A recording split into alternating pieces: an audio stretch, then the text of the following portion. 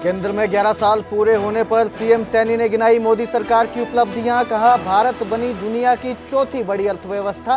PM Modi गरीबों के लिए कर रहे हैं काम।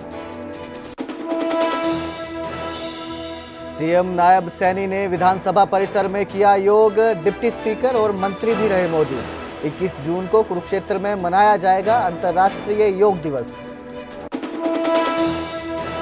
मुख्यमंत्री मान और अरविंद केजरीवाल ने लॉन्च किया फास्ट ट्रैक पंजाब पोर्टल। राज्य में उद्योग लगाना होगा आसान। 45 दिन में मिलेगी सभी मंजूरियां। सिद्धू मूसेवाला के पिता ने मानसा कोर्ट में दायर की याचिका। बीबीसी की डॉक्यूमेंट्री पर प्रतिबंध लगाने की मांग। कल दिखाई जाएगी द किलिंग कॉल। फरीदाबाद के बादशाह खान सिविल अस्पताल में फर्जी कार्डियोलॉजिस्ट का सामने आया मामला।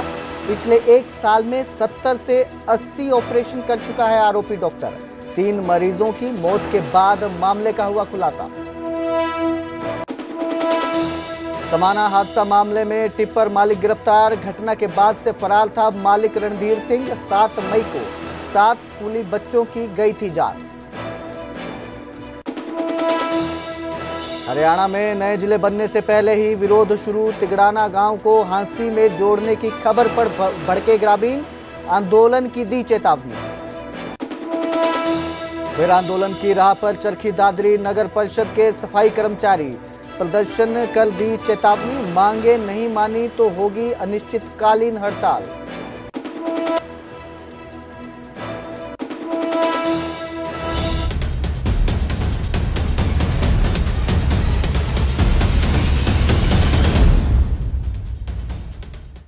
नमस्कार, स्वागत है न्यूज 18 पंजाब हरियाणा में। मैं कुलदीप भारद्वाज हाजिर हूं हरियाणा प्राइम लेकर।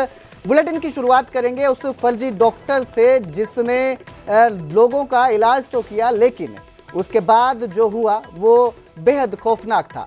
अब बात मुन्ना भाई की तरह एक फर्जी डॉक्टर जो हम नाम का फायदा उठाकर फर्जी तरीके से अस्पताल में नौकरी पा लेता है। करीब 1 साल तक एक सिविल अस्पताल में बतौर कार्डियोलॉजिस्ट नौकरी करता है। इस दौरान वो 70 से 80 हार्ट के ऑपरेशन भी कर देता है, लेकिन जब 3 मरीजों की मौत हो जाती है तो उसके फर्जीवाड़े का खुलासा होता है। मामला फरीदाबाद के बादशाह खान सिविल अस्पताल का है, जहां चल रहे हार्ट सेंटर में डॉक्टर पंकज पर फर्जी कार्डियोलॉजिस्ट डॉक्टर होने का आरोप लगा है।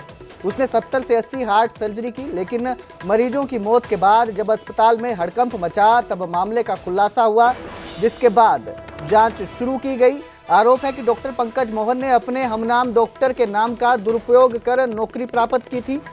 डॉक्टर पर जो है वो धोखाधड़ी और फर्जी बिलिंग के भी आरोप लगे हैं। जानकारी के मुताबिक हरियाणा सरकार का मेडिट्रीना हॉस्पिटल प्राइवेट लिमिटेड के साथ अनुबंध हुआ था।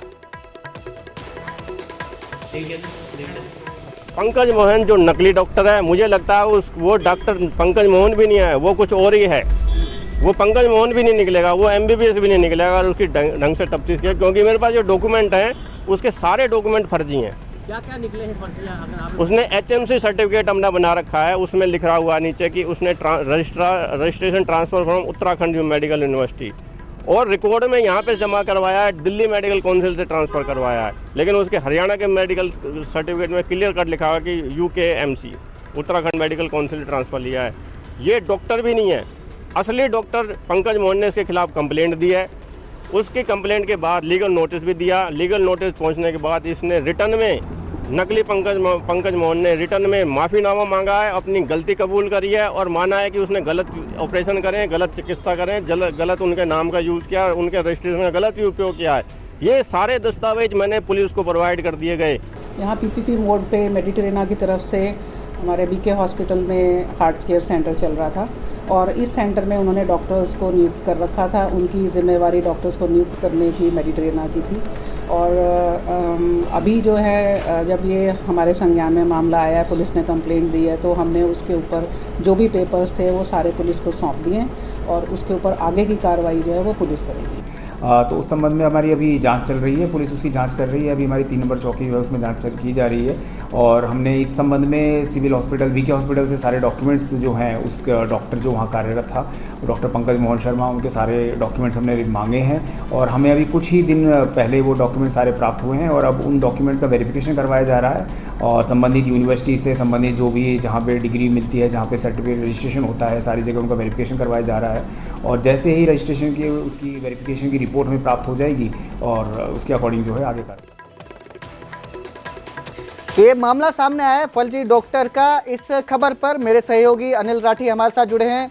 अनिल, ये जो डॉक्टर का मामला सामने आया है फर्जी डॉक्टर का, कई सवाल इसको लेकर उठ रहे हैं कि आखिर इसको नौकरी किस तरह से मिल गई। तो अब जब इसे ये सामने आ गया है, इसके बाद क्या कार्रवाई की जा रही है?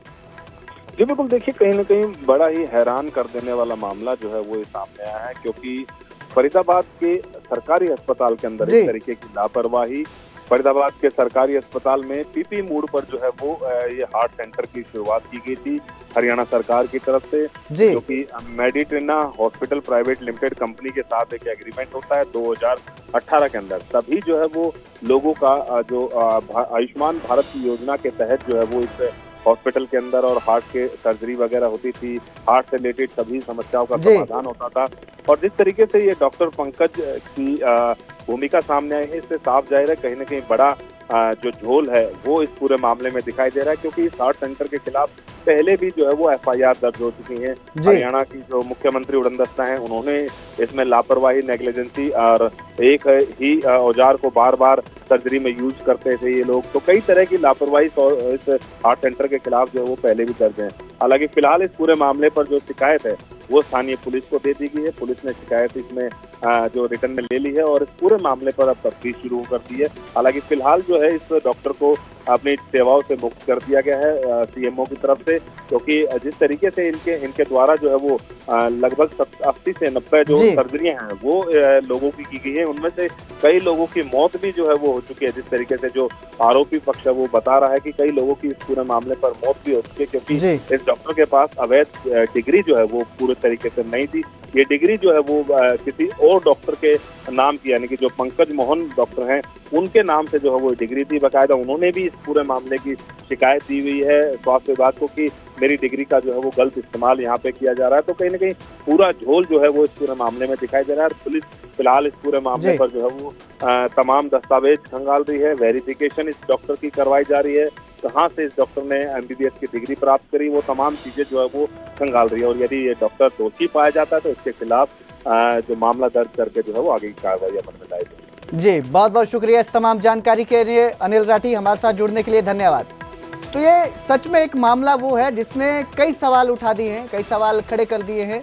इस घटना के सामने आने के बाद सवाल ये भी उठता है कि डॉक्टर पंकज मोहन को आखिर अस्पताल में नौकरी मिल कैसे गई?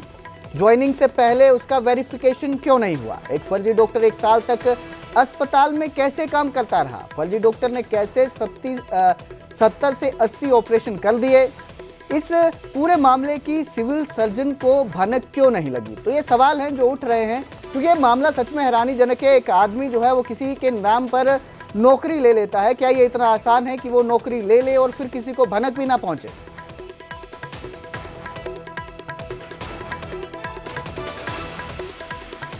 तो उधर सोनीपत में अस्पताल में मरीज के परिजनों का हंगामा देखने को मिला। 2.5 साल के मासूम की मौत के बाद ये हंगामा किया गया। बिजली की तार की चपेट में मासूम बच्चा आया था। पार्क निदान अस्पताल में बच्चे की मौत हुई। अस्पताल पर ज्यादा पैसे लेने का आरोप, पैसे के लिए शव को नहीं छोड़ने के आरोप लगे हैं। सोनीपत के कुमासपुर गांव में खेतों में बच्चे खेल रहे थे, तभी वो बिजली की तारों की चपेट में आ गए। परिजन उसे लेकर हॉस्पिटल पहुंचे, जहां डॉक्टरों ने बच्चे को मृत घोषित कर दिया, जिसके बाद मृतक बच्चे के परिजनों ने अस्पताल में हंगामा शुरू कर दिया। तो ये सारी वारदात सोनीपत में सामने आई है, जहां पर एक बच्चे की मौत हो गई। जो है करंट लगने से बच्चे को अस्पताल लेकर पहुंचे थे, लेकिन यहां पर बच्चे को डॉक्टरों ने मृत घोषित कर दिया, जिसके बाद परिजनों ने हंगामा शुरू किया अस्पताल में और आरोप लगाए कि बच्चे के शव को नहीं दिया जा रहा है। पैसे लेने के आरोप लगाए जा रहे हैं, ज्यादा पैसे की मांग करने के आरोप लगाए जा रहे हैं।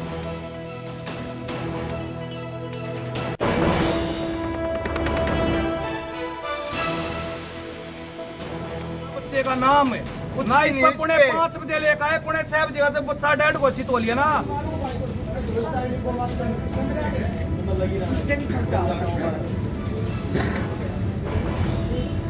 तोरी काट रहे थे हम लोग, बच्चे खेल रहे थे, ये अचानक हमारा छोटा वो तार पकड़ लिया, ये अंगूठी से लगा और वहीं धड़ाम से ये गिरा, जो हमारा छोरा उठा के भागा। क्या नाम था बेटे का?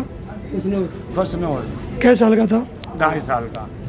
आप क्या कह रहे हैं यहाँ हॉस्पिटल वाले? 2 घंटे पैर पकड़े डॉक्टर साहब के, वह काली के हाथ हमारा भैया ऐसे ने पकड़ रखा और फिर भी वह बता दिया, मरा घोषित दे दिया।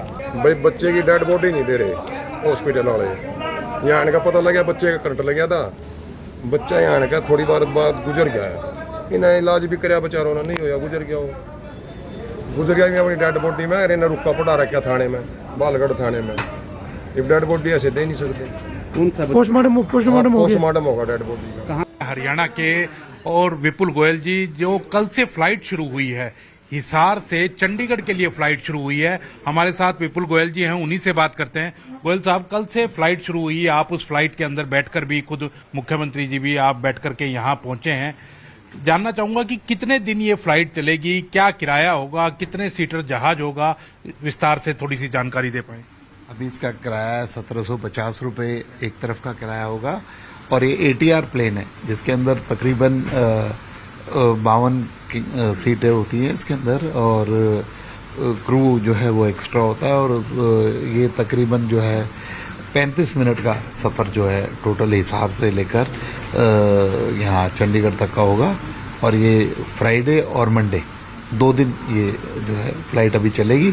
जैसे जैसे डिमांड होगी इंक्रीज कर देंगे। तो ये हिसार से चंडीगढ़ आएगी, चंडीगढ़ से भी हिसार जाएगी? जी, ऑब्वियसली यहाँ से आएगी तो यहाँ से चंडीगढ़ से हिसार जाने का काम होगा और हिसार से चंडीगढ़ आएगी। अभी और कौन कौन सी फ्लाइट्स जो हैं वो प्रोजेक्ट अभी पाइपलाइन के अंदर? जल्दी जयपुर का रनवे अभी अंडर कंस्ट्रक्शन है, तो जयपुर की फ्लाइट जो है अगला आने वाले विद इन अ मंथ मेरे ख्याल से शुरू हो जानी चाहिए, जैसे ही रनवे की स्थिति वहाँ की सुधरेगी। उसके अलावा कैलकाटा के लिए प्रपोजल है, श्रीनगर के लिए, जम्मू के लिए और अन्य कई जगह मुंबई के लिए प्रपोजल हैं। वहाँ पे जैसे जैसे फुटफॉल बढ़ता जाएगा और डिमांड बढ़ती जाएगी, इसको पूरा ऑपरेशनल करेंगे और सभी नए रूटों पर प्लेन चलाने का काम करेंगे। अभी डोमेस्टिक फ्लाइट ही चलेंगी या कोई इंटरनेशनल फ्लाइट का भी वहाँ से कोई प्रावधान रखा गया? अभी डोमेस्टिक, अभी इंटरनेशनल का कोई प्रावधान नहीं। इंटरनेशनल फ्लाइट के लिए एयरपोर्ट को इंटरनेशनल होना जरूरी होता है, उसमें इमिग्रेशन भी होता है, लेकिन अभी इंटरनेशनल फ्लाइट नहीं, अभी डोमेस्टिक फ्लाइट है।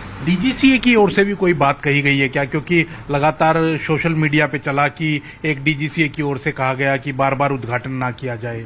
ऑफिशियली मेरे संज्ञान में नहीं है, लेकिन मैंने भी सोशल मीडिया पे आप लोगों की तरह पढ़ा, तो एक बार देख रहे हैं, एग्जामिन करा रहे हैं क्या क्या बात है, किस तरह और किस तरह का अभी आने वाले दिनों के अंदर विचार है। क्योंकि एक हेली टैक्सी का भी आपने कहा था कि बहुत जल्दी हेली टैक्सी भी शुरू हरियाणा के अंदर होने वाली है। गुरुग्राम के अंदर तकरीबन 18 एकड़ के अंदर हेलीपोर्ट बना रहे हैं।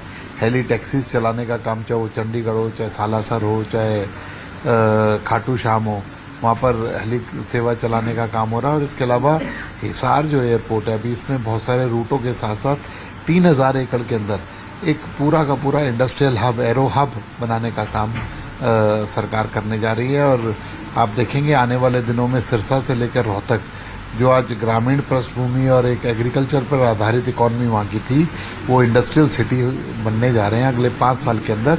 वहाँ पर इंडस्ट्री का पूरा बोलबाला होगा, बहुत बड़ी बड़ी इंडस्ट्रीज वहाँ स्थापित हो चुकी है। हिसार एयरपोर्ट से आप क्या मानते हैं कितने लोगों को फायदा होगा? क्योंकि वहाँ से पंजाब भी लगता है, राजस्थान भी नजदीक लगता है।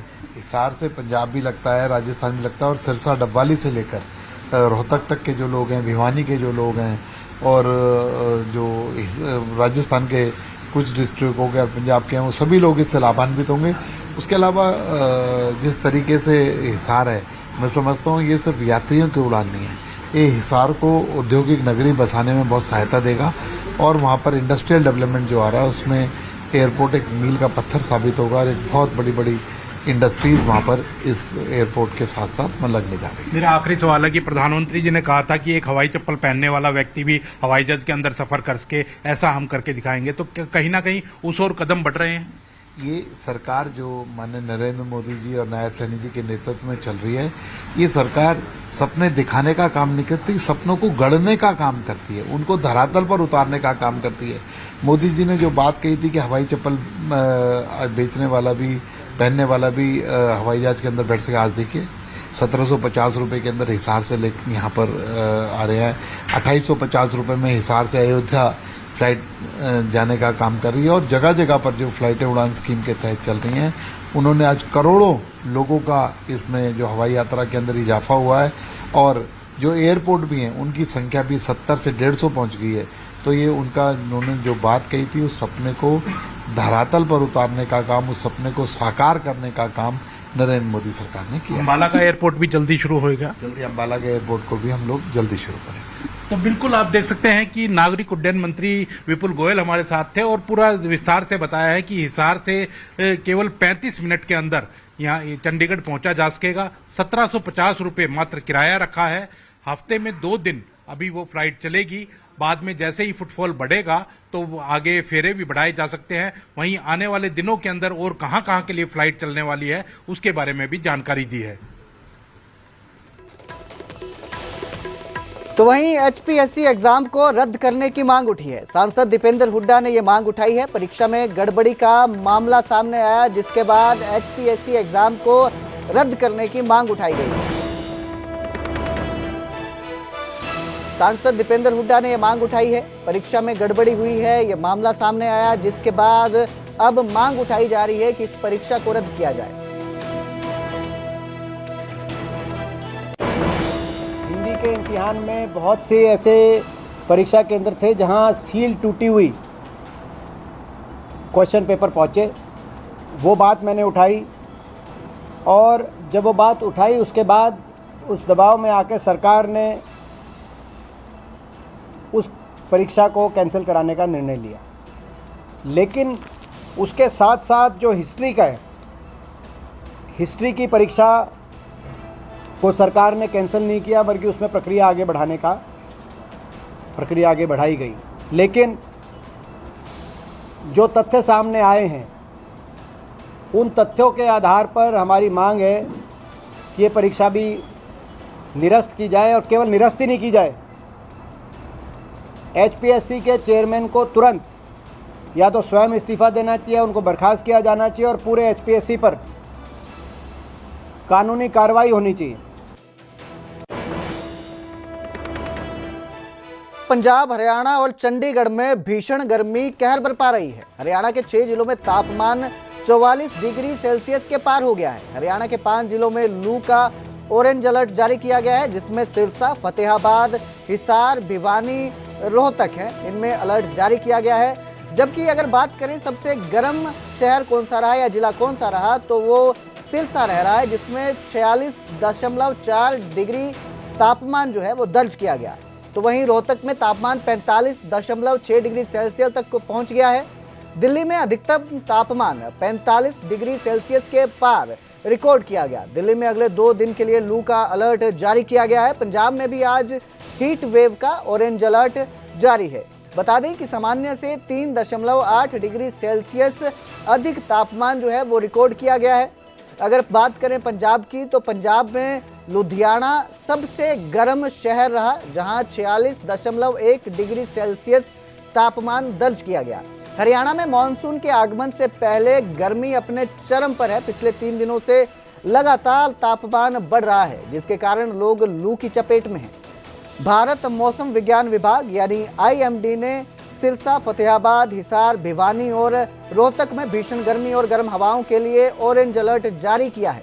इन जिलों में दिन और रात दोनों समय गर्म हवाएं चल रही हैं, जिससे जनजीवन प्रभावित हो रहा है।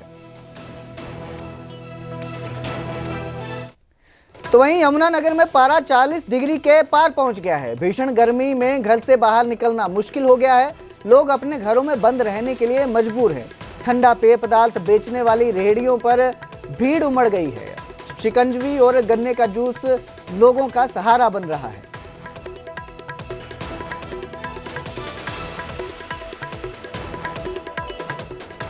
तो पूरा हरियाणा हीट वेव की चपेट में है और अंबाला का पारा 43 डिग्री के पार चला गया है। ऐसे में लोगों को घर से बाहर निकलना मुश्किल हो रहा है। लोग गर्मी से बचने के लिए अपने आप को पूरी तरह ढककर बाहर निकल रहे हैं। खासकर कॉलेज में जाने वाली छात्राओं के लिए मुश्किलें हैं और भी बढ़ गई हैं। डॉक्टर लोगों को पूरी एहतियात बरतने की सलाह दे रहे हैं। मैं अपना अम्बाड़े का ही रहने वाला हूँ। मैं अपने रिश्तेदार को चढ़ाने आया था बस। तो यहाँ बहुत गर्मी है, पहले बहुत ज़्यादा, इतनी गर्मी पिछले साल से भी ज़्यादा पड़ रही है। इस टाइम तो बुरा हाल है, पर 40-42 डिग्री सेल्सियस होगा तापमान यहाँ का। तो उधर हरियाणा में नए जिले बनने से पहले ही विरोध शुरू हो गया। भिवानी के गांव हांसी में जुड़ने की हाट से खलबली मच गई है। तिगड़ाना गांव के सैकड़ों लोगों ने इस जो मुद्दे को लेकर बवाल काटा। लघु सचिवालय पर विरोधी नारे लगाए।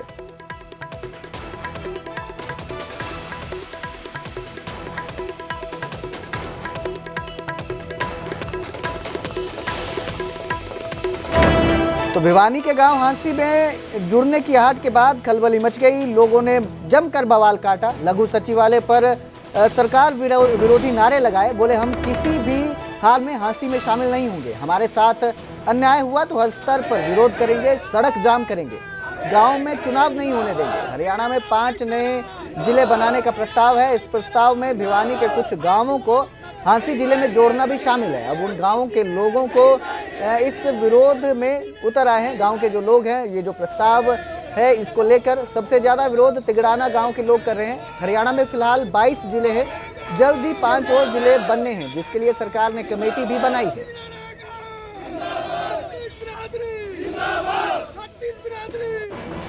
जो सोशल मीडिया के माध्यम से हमें ये पता चला कि गांव तिगड़ाना को हांसी में शामिल किया जा रहा है, तो हम तिगड़ाना गांव पूरा का पूरा इस चीज़ का विरोध करता है ताकि हम हांसी में हमारा औचित्य नहीं बढ़ता, क्योंकि हम बिल्कुल भिवानी के सटते हैं। 4-5 किलोमीटर